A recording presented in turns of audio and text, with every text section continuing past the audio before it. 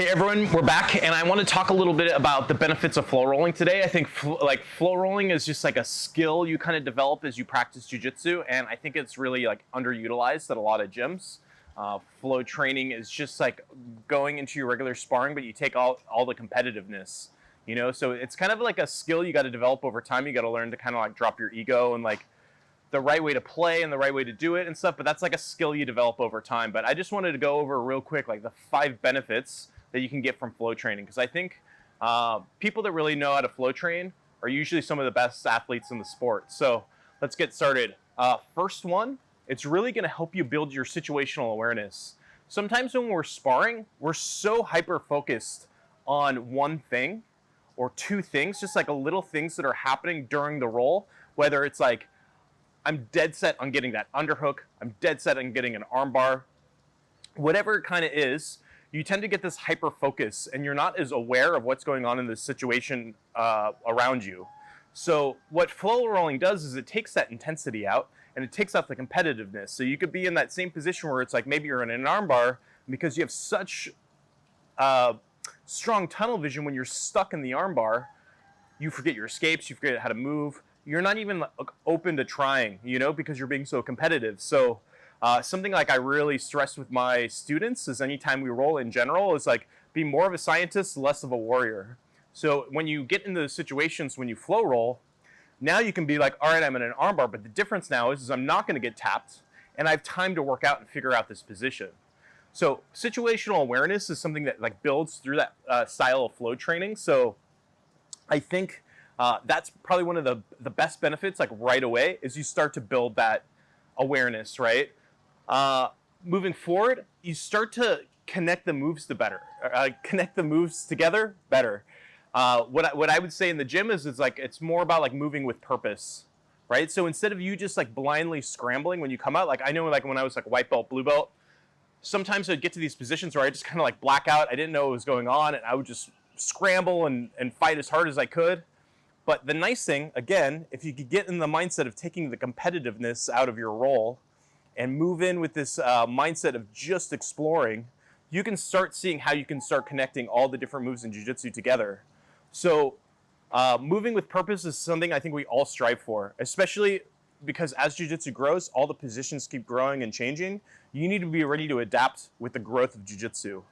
So again, moving with purpose, trying to understand the connections between all the pieces and all the different moves in jiu-jitsu, it's going to be a huge benefit of flow rolling, which kind of leads on to the next thing, which is just going to help you be more technical, right? Again, like I always say, we want to find a nice balance with jiu-jitsu where we're both tough and we're technical. So usually, like if all you're doing is hard rounds all the time, you're going to get really tough. And there's going to be like really specific positions that you have like laser focus on that you're very strong at. But if you want to be a technical grappler, you need to learn to open up so you can grow in other positions, right?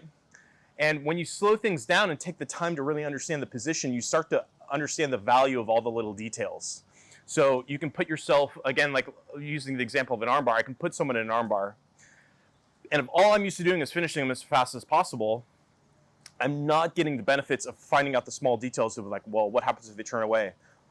What happens if they turn in? What happens if they do the hitchhiker escape?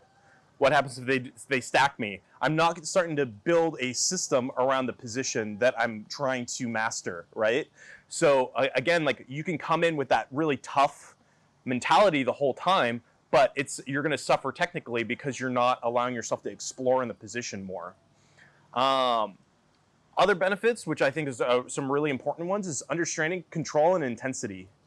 Like all the best athletes I've ever rolled with or competed against, all the best moments I've had is because I've had a good ability to control my intensity and kind of like monitor how much energy I'm using in each position, right? Like you watch the best guys roll, you watch it like, man, go watch ADCC. They come out so slow and gentle. But when they see that green light, when everything's kind of all lined up, they can really ramp up their intensity to like 100%. So they can cruise at 40 and then go to 100 when they need it.